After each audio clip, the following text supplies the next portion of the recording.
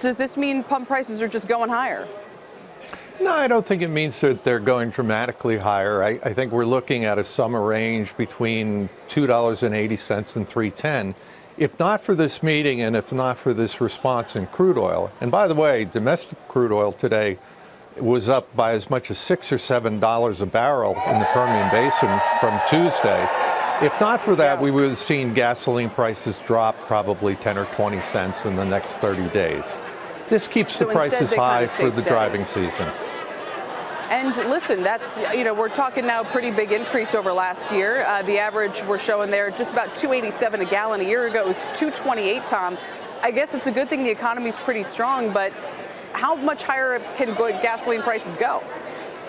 They could probably go a little bit higher and not really impact consumer spending, at least on fuel. And I don't think they'll really have much of an impact in the driving season. Where they can manifest themselves is after Labor Day. I mean, people almost have a meter, an internal meter, where they know I've spent $1,500 on gasoline this year, and they'll cut back on spending then, particularly since we don't have shopping seasons like we used to years ago before e-commerce. Yeah, and to your point, Evan, you see this as more of a floor. I do, and it has less to do with the amount of new barrels that they're going to be adding. Basically, what they're going to do is ensure compliance. The Saudis and the Russians are basically telling everybody else, we will ensure 100% compliance going forward, which is less about the amount of barrels being pumped and more about making sure that nobody's sneaking in barrels that the market doesn't anticipate. So how do you think that sets us up for later in the year? Because people are saying, look, the supply isn't there. It is going to tighten the market. It's a weird, I can't. You always have these guests on, they're like, oh, this means that the oil market is really hard to tell what it actually means. As someone who bought energy stocks back when the oil price was down in the 30s, right, my gut feel on this stuff is a little bit, you know what? It looked relatively cheap then.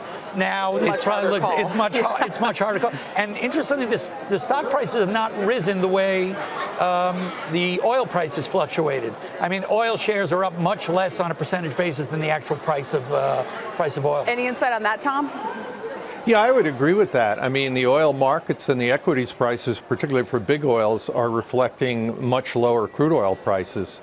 Again, if you look at people who have production in Permian Basin, that price is up $7 in like the last 72 hours or so. So it's a pretty good situation for producers. I think refiners are going to do well because of very good gasoline demand. And by the way, your previous guest mentioned inflation or the lack of it.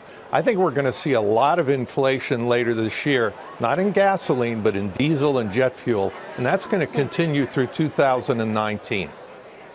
And that'll be a challenge for I think that this whole inflationary question, I'm not saying, the market is basically saying, forget inflation, it's over, done with. Despite low unemployment, despite relatively low current gas prices, but prices that might rise, it's like... Yeah, they're totally just unconcerned. There is a 35 basis point spread between the 10-year, which is about 2.9, and the 2-year, which is at 2.55. That's nothing. That's a flat yield. Yeah, no. Hey there, thanks for checking out CNBC on YouTube. Be sure to subscribe to stay up to date on all of the day's biggest stories. You can also click on any of the videos around me to watch the latest from CNBC. Thanks for watching.